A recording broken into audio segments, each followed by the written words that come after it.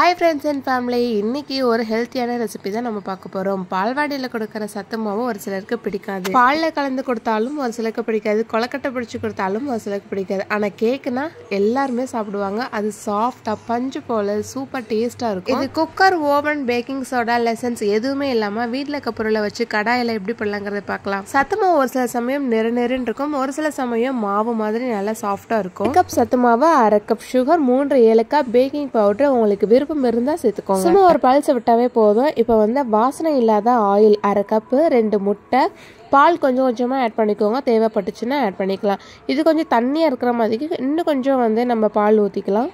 இப்போ பாருங்க, இந்த பக்குவம் ஓகே, கரெக்டாக இருக்கும்.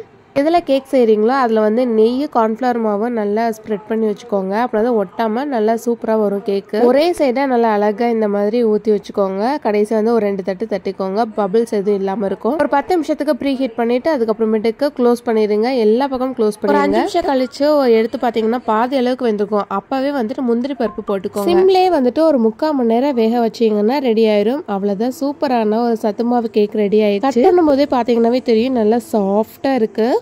எவ்வளோ ஃப்ளஃபியாக அண்ட் ஃபினிஷிங்கோட சூப்பராக இருக்குது. செம்ம டச்சரோட வந்திருக்கு.